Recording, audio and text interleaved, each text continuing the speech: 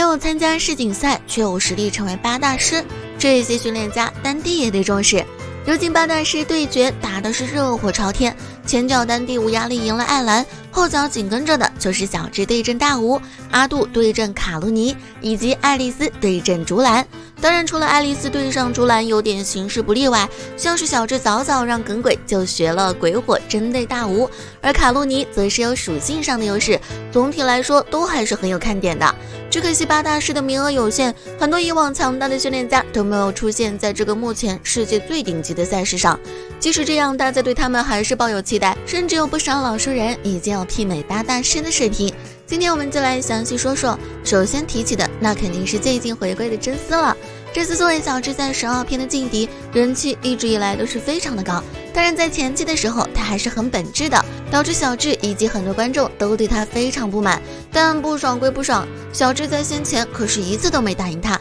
尤其是睿智湖一战更是直接被无敌圈圈熊给打到了自闭。当然运气差也是一部分，毕竟谁也没想到皮卡丘万年不触发的特性静电，却偏偏在这个时候触发了圈圈熊的特性毅力，结果圈圈熊一拳一个，实在是有点倒霉。直到在铃兰大会的8强赛上，小智这才带着李彦宏一雪前耻，让真丝止步8强。而在事后，真丝也认同小智的训练方式，于是就有了回归后立马当小智高级陪练的激情。但是这明眼人都知道，真丝主要还是来找小智的，因为陪练的宝可梦分别是暴鲤龙、烈咬陆鲨和巨精怪，分别对应着阿杜、竹篮和即将碰到的大吴。而且小智如果能成为世界亚军甚至是冠军，那么作为曾经的劲敌真丝还是挺有面子的。虽然这只是猜测，但以真丝的举动来看还是很在意他的，只不过找归找，实际上真丝看起来对小智的实力还是不怎么满意。像是第一场虽然说是路卡利欧拿下胜利，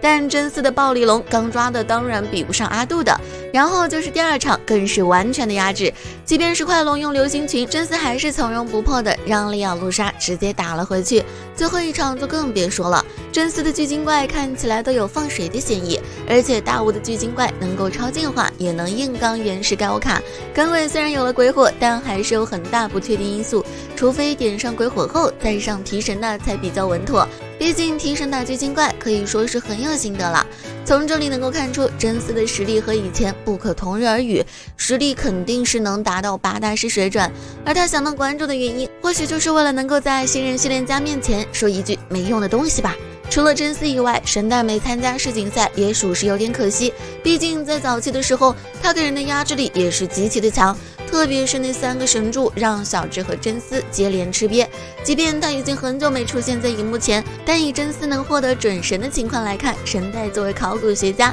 集齐全部神柱似乎也并不过分。当然这都是我个人的臆想，可就算只用3只神柱，那神代的实力也是不容小觑，毕竟神代还不完全是靠神兽，像是他的配招也和丹帝一样非常的有本质且合理，以他的老辣程度具备8大师实力也没有那么让人难以接受。当然同样喜欢用神兽的还不止神代，像是铃兰大会上凭空出现的神兽男达克多，就凭着幻兽达克莱伊横扫所有道馆和对手，唯独在小智面前吃了点亏。可就算如此，当他掏出拉迪欧斯的时候，结局依然是没有悬念。可在铃兰大会后，达克多人间蒸发，不少人想看他挑战世锦赛的期盼也落了空。但只要想想达克多的宝可梦全是红白球抓的，就知道他是有多么恐怖如斯。说他能掏出苍响，我都能相信，但这样的话世锦赛就没意思了。所以说他有8大师实力，那还是保底了，毕竟这可是自带神兽光环的角色，太无解。